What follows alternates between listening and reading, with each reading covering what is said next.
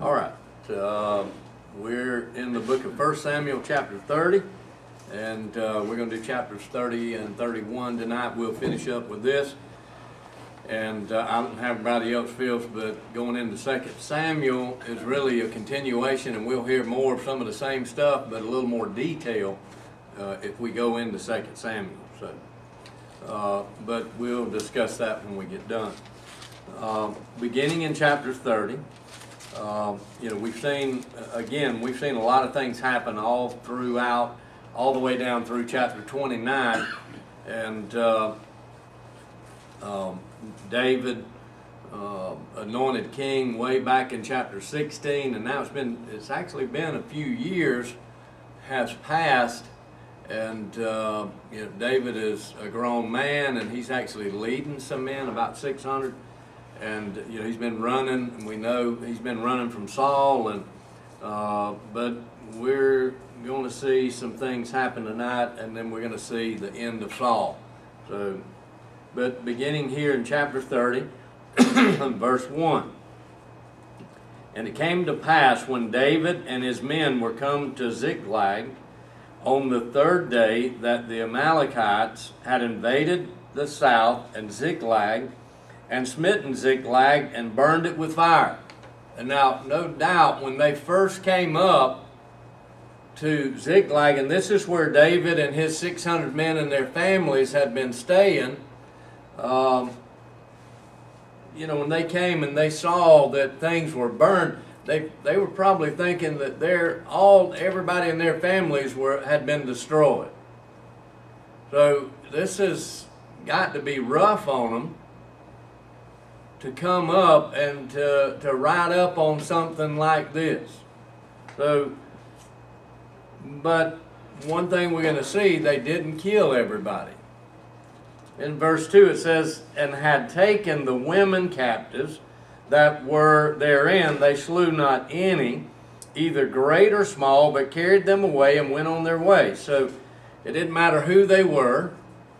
It didn't matter if they were someone of prominence or the poorest person in Ziklag. They didn't kill any of the ladies, and they took all of them with them.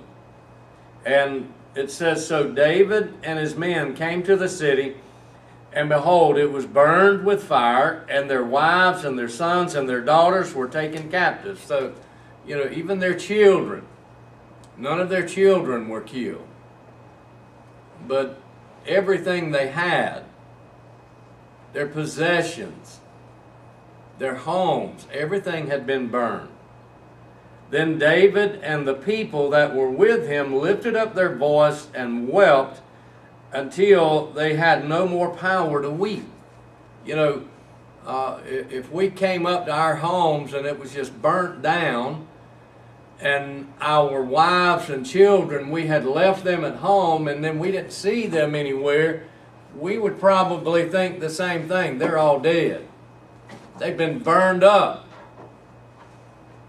And David and his men, because they couldn't find any of their family, they wept, and they wept so much that they got to the point they didn't even have the power to weep anymore or to cry.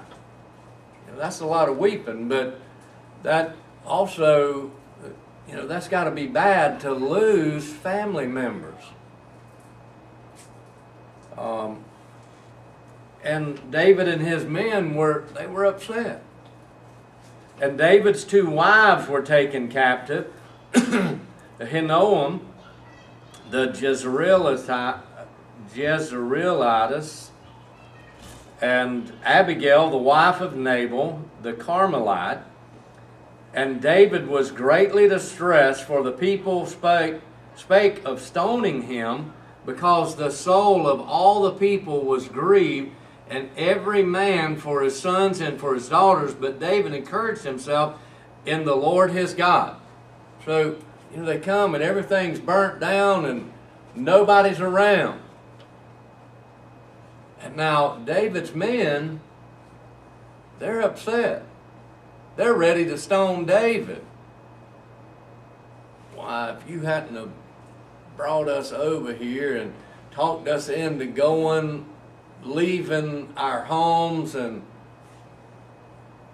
but you know, if you look at nowhere did I see anywhere where God told David to go and align himself with the Philistines. So, you know, when you get out of the will of God, things can happen. Bad things can happen.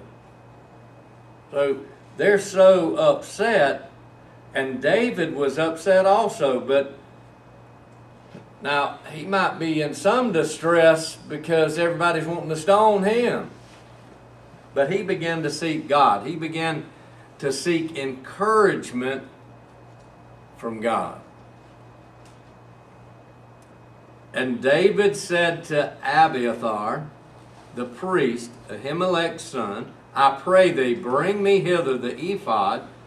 And Abiathar brought thither the ephod to David. And the ephod was something that was used as a sign of prayer, that the priest would use to go to the prayer altar to bring the prayers of Israel to God.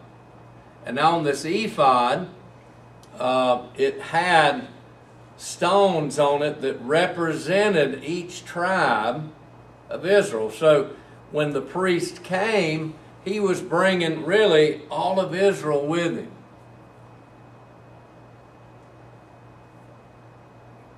And that was his responsibility to bring things to God for all of the people of Israel. So David asked for that ephod because he knew they needed prayer. And David inquired at the Lord, saying, shall I pursue after this troop? Shall I overtake them? And he answered him, pursue, for thou shalt surely overtake them, and without fail recover all. So see, God answers his prayer. But now if you remember a chapter or two back, when Saul went to God to prayer, God was silent. God didn't answer his prayer because God had removed his spirit from Saul. And Saul was totally out of the will of God in all the things that he was doing and what he desired to do. And he had killed the priests of God. Then he had gone to someone that practiced witchcraft. And now God doesn't like that. God is not pleased with that. He's still not pleased with that. People that go into such things and that practice such things and people that inquire of those things. I want to tell you, God's not pleased with that. It don't matter what the world says. Scripture says God's not pleased with it. So, but David inquired of God, and God answered him, go after these folks. You will catch up with them, and you're going to recover everybody. There's going to be no loss of life on their side. So David went, he and his 600 men that were with him, and came to the brook Besor, where those that were left behind stayed. But David pursued, he and 400 men, for 200 abode behind, which were so faint that they could not go over the brook Besor. Look, he had 200 men that were so weak, not enough to eat. They had been on the run. They had been going from place to place. They had had very little to eat. So 200 of them who were about to faint, who were weakened so because of lack of food, he leaves them at the brook Besor. And him and 400 go after this troop to get all the women folk and kids back. And now as they're traveling, verse 11, and they found an Egyptian in the field and brought him to David and gave him bread. And he did eat, and they made him drink water. So here's an Egyptian, and he's escaped from these people also. He'd been a servant. And here he is, he's starving, and so David has them to feed him and gave him something to drink. And they gave him a piece of cake of figs and 2 clusters of raisins.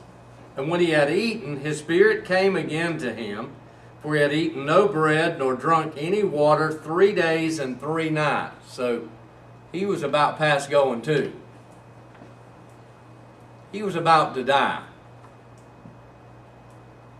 But with David and his men coming, and they gave him of some of what they had, and his spirit came to him again after he had eaten and drank, because he had had nothing for 3 days and 3 nights. David said unto him, To whom belongest thou, and whence art thou? And he said, I am a young man of Egypt, servant to an Amalekite, and my master left me because 3 days ago I fell sick. So he left me because I was weakened. I was too sick to go on. Nothing to eat. So they just left him behind. Now David's fed him. David's wanting information from him.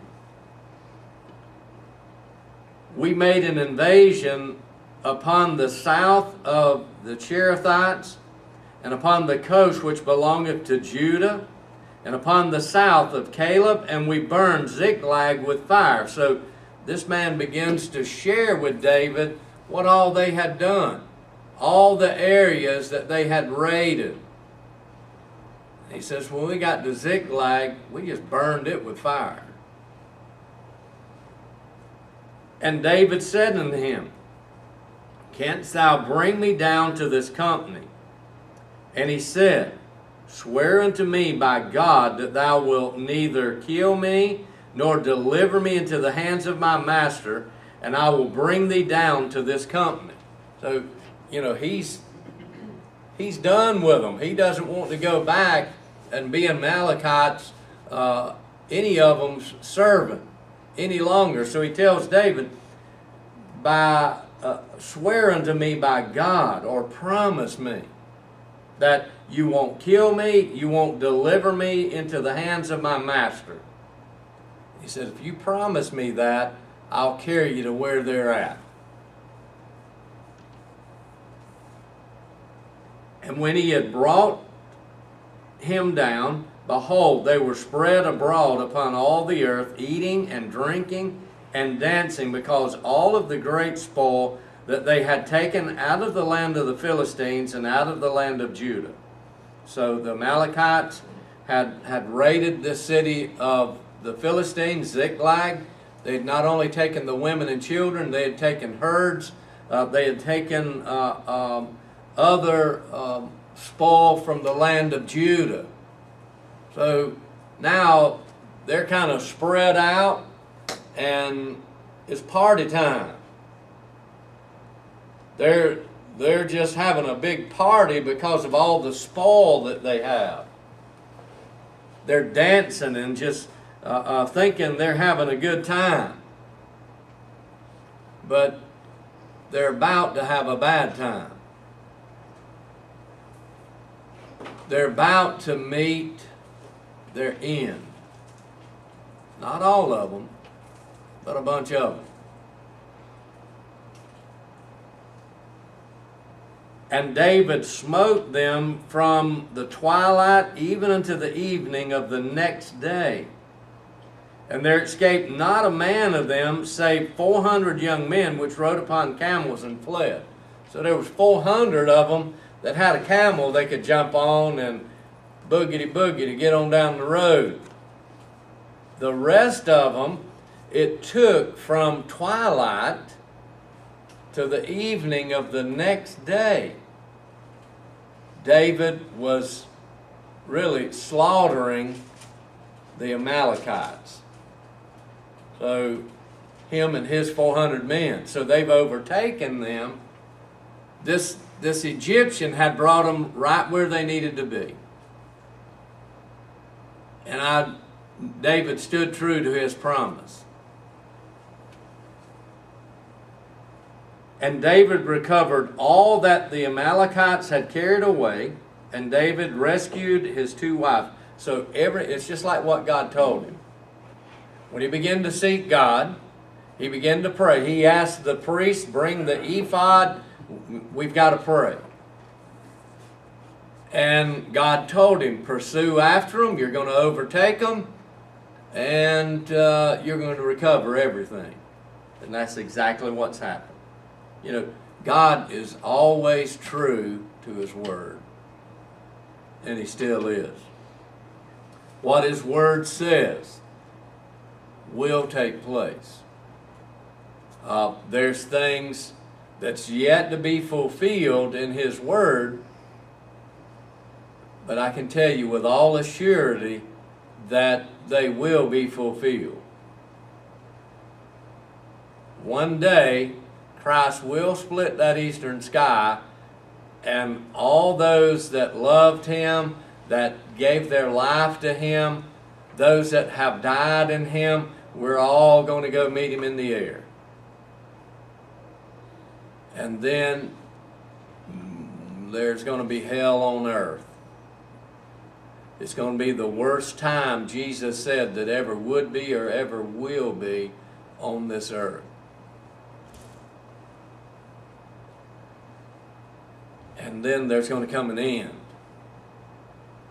Then there's going to come a time that those that refuse Jesus Christ, they're going to be cast into a lake of fire along with Satan and all of the angels that were cast out of heaven with him, with the Antichrist, the false prophet. All of them are going to be cast into that lake of fire. We as Christians, those that believed in Jesus Christ, we're going to live in the presence of Jesus forever and ever. Now, those things haven't happened yet, but they're going to happen. Exactly what God told David back up in verse 8 has taken place down here in verse 18. He recovered everything, and he rescued his 2 wives.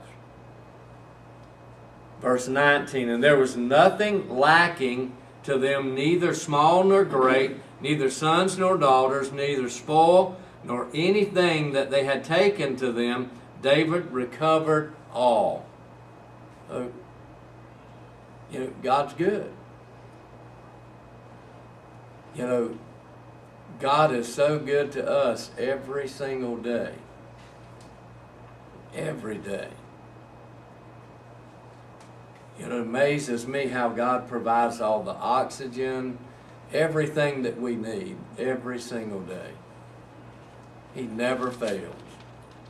God looked after them while they were in the hands of the Philistines until David gets up with them Amen.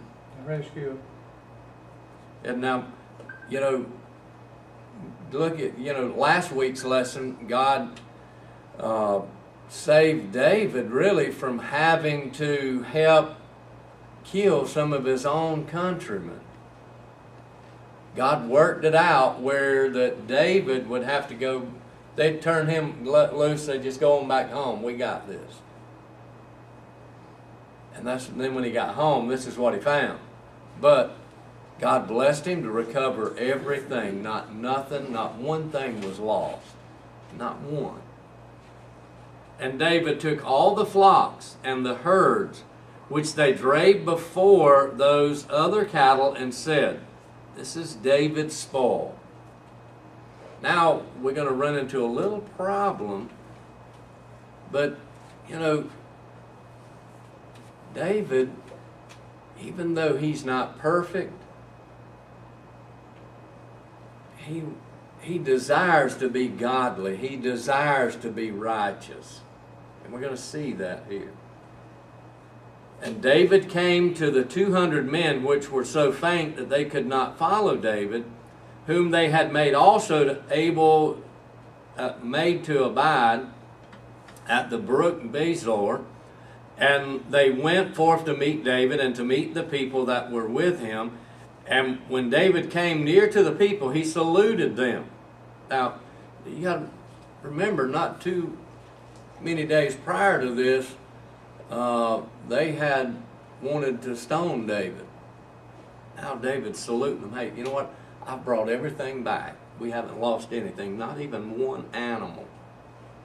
Then answered all the wicked men and men of Belial of those that went with David, and said, because they went not with us, we will not give them aught of the spoil that we had recovered, save to every man his wife and his children, that they may lead them away and depart. So here's some of the 400 that went with David. Hey, we're not going to give them 200 anything. They don't deserve anything.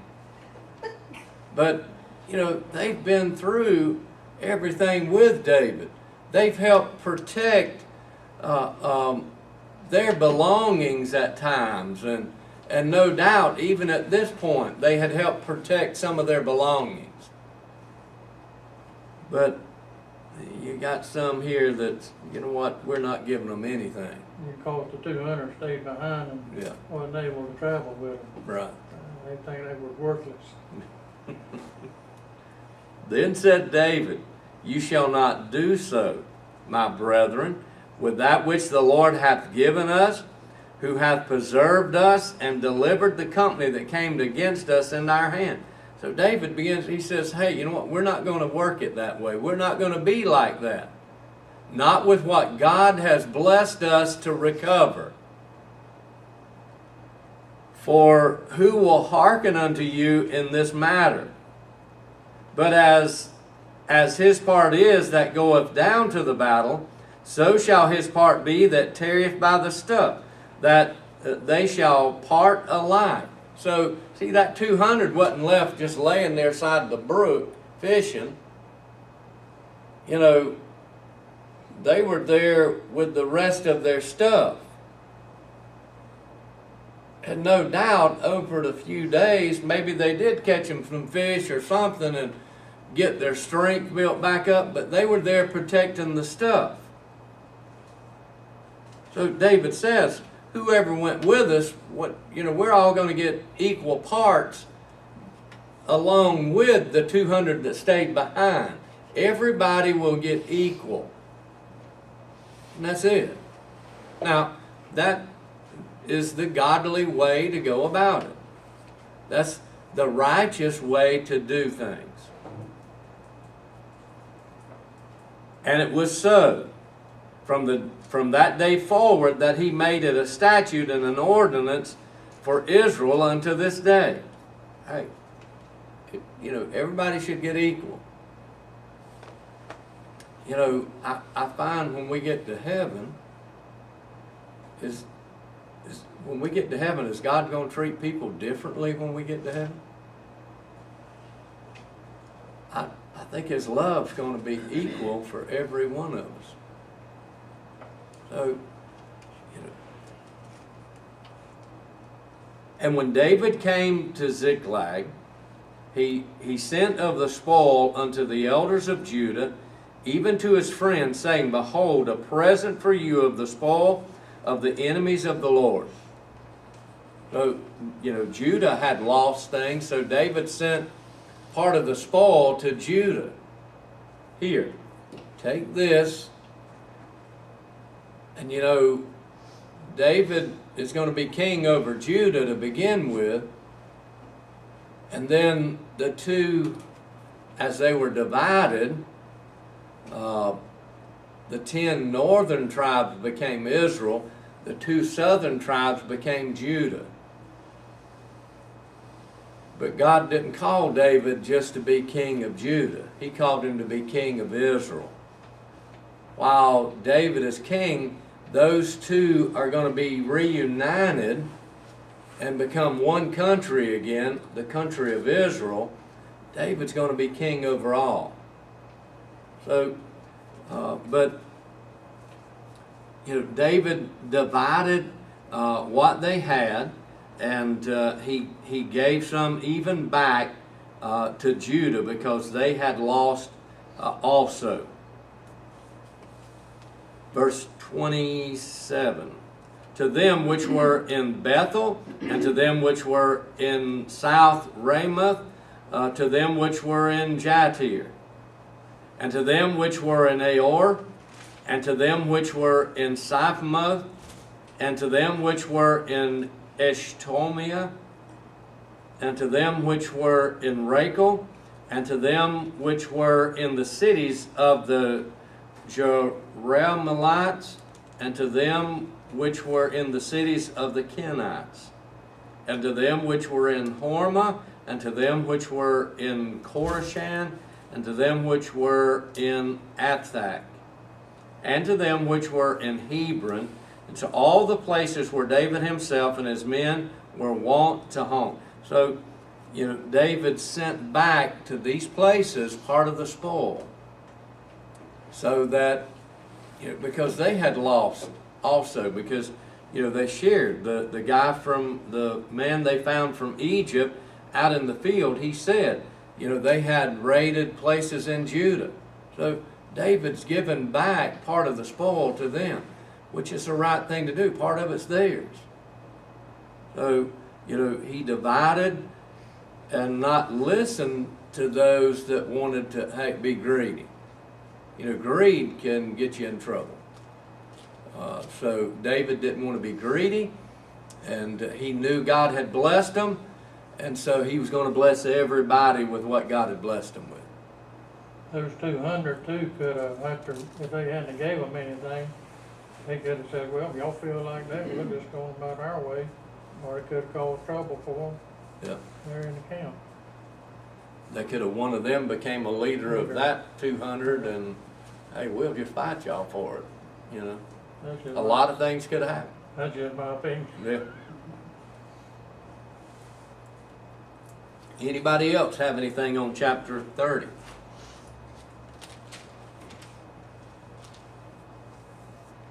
Okay. Chapter 31. Now the Philistines fought against Israel, and the men of Israel fled from before the Philistines and fell down slain in Mount Gilboa.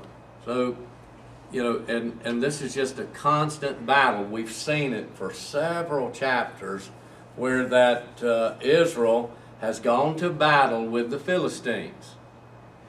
And a couple of 2 or 3 times we saw where David took soldiers and went and he killed a bunch of Philistines.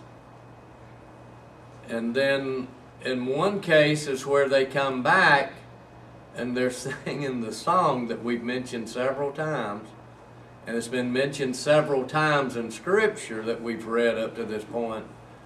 Saul slayed his thousands, and David has slain 10,000s. That brought even more dissension between Saul and David. And now here again, we're at battle with the Philistines. And the Philistines followed hard upon Saul.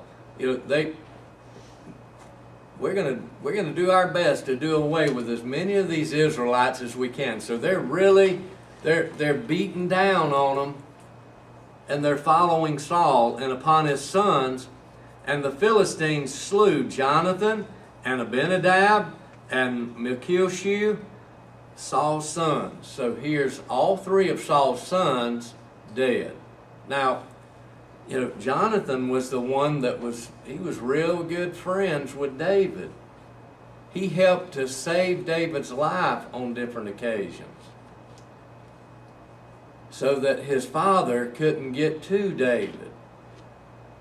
But here now with the Philistines, Jonathan's killed. It's kind of sad. But war is a bad thing sometimes. And the battle went sore against Saul, and the archers hit him, and he was sore wounded of the archers. He was really wounded to death. He was going to die. But, you know, here, one of the archers shooting a bow and arrow shot Saul. Then said Saul unto his armor bearer, Draw thy sword and thrust me through therewith, lest these uncircumcised come and thrust me through and abuse me. But his armor bearer would not, for he was sore afraid. Therefore Saul took a sword and fell upon it. So, you know, Saul was afraid of them taking him because, you know, he wasn't dead yet, but he was going to die. But he was afraid that if he wasn't already dead, they were going to take him and just torture him. And he didn't want that. So he asked his armor bearer, take your sword and go ahead and just stick it right through me. Go ahead and finish me off. But his armor bearer was afraid to do that. I mean, this is the king. He's still the king of Israel. He's still the one, so to speak, in charge at this point. His armor bearer is scared to do that. So then Saul takes a sword and he falls on it to finish himself off. Now, is that suicide, or, I mean, would that be considered suicide, or is it just he's just finishing off the job? It's hard to say. I don't know. The normal suicide would be, you know, you're going to kill yourself, and that's it. But It don't say how you fell, so it's hard to see. yeah. Well, when we get into the next chapter, we're going to see something, and then I'm going to ask that question again. So, and that's one thing I want us all to do before next week is study chapter 1 and 2 Samuel. Then I'm going to ask you that same question again next week. But, you know, it is hard to say because we don't know exactly how he fell on the sword. But we'll see. And when his armor bearer saw that Saul was dead, he fell likewise upon his sword and died with him.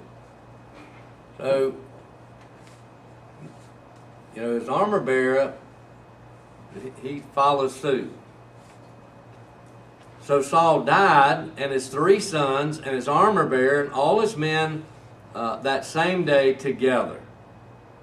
So the Philistines had wreaked havoc of Israel's army on this day. But you know, way back, Samuel had shared that Saul and his sons were going to die.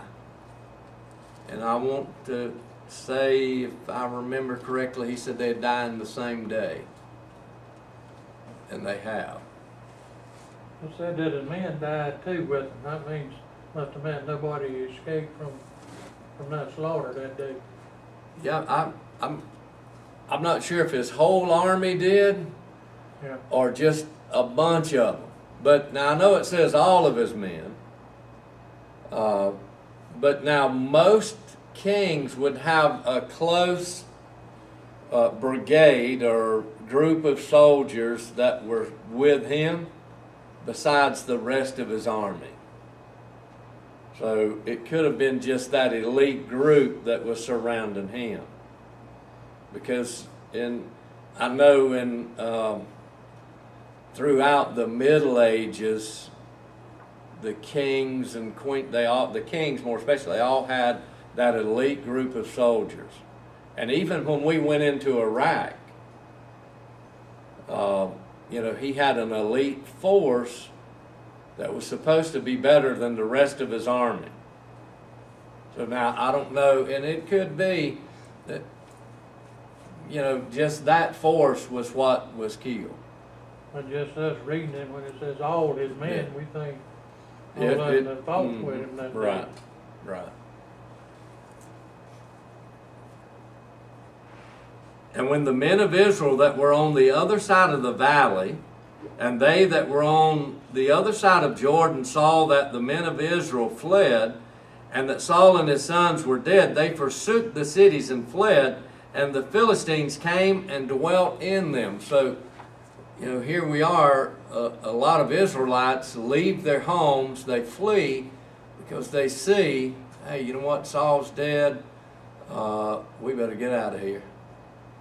So they flee, and the Philistines take over those cities, and they live in them. And it came to pass on the morrow, or the next day, when the Philistines came to strip the slain, that they found Saul and his 3 sons fallen in Mount Gilboa. So, they come back to get any of the spoil that they could get from off the soldiers that were dead. And then they find Saul and his 3 sons. They cut off his head and stripped off his armor and sent into the land of the Philistines round about to publish it in the house of their idols and among the people.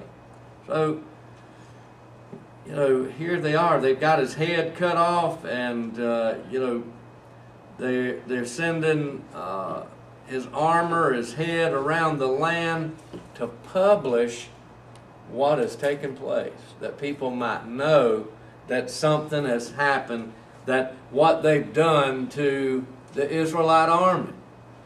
They killed the king and his 3 sons. And not only do they do that,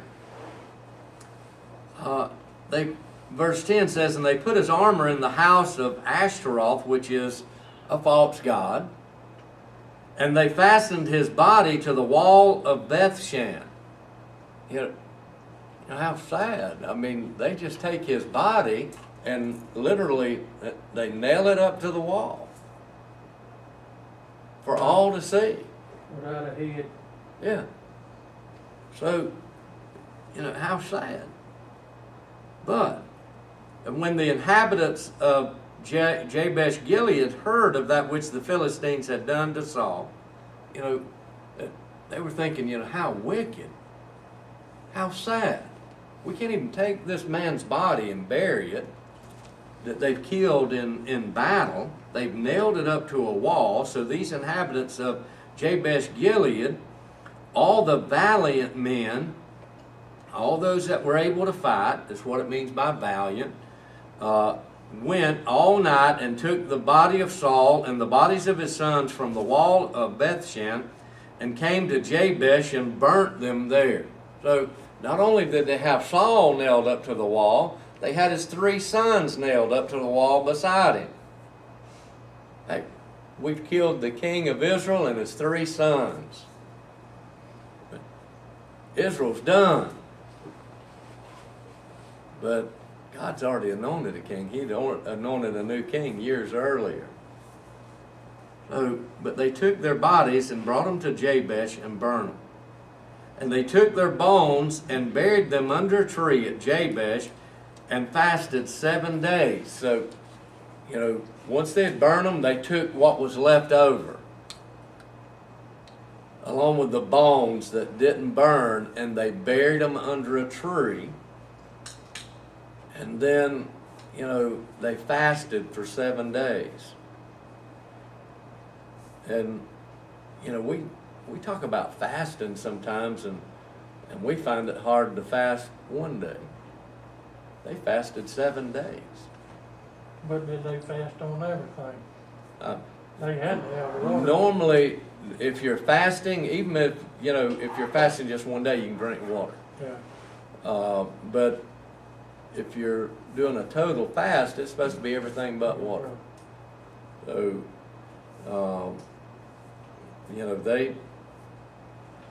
it was a mourning period for Saul and his 3 sons. So they fasted those 7 days. But, Samuel had shared way back what would happen to Saul and his sons. They would die, and they would die all in the same day. And that's happened. The Philistines, they're riding high. But the man that killed their huge man Goliath is about to take over. So, but the Philistines have been a thorn in the side of Israel for years and years and years and more years. So, anybody have anything on any of these scriptures or anything in God's Word?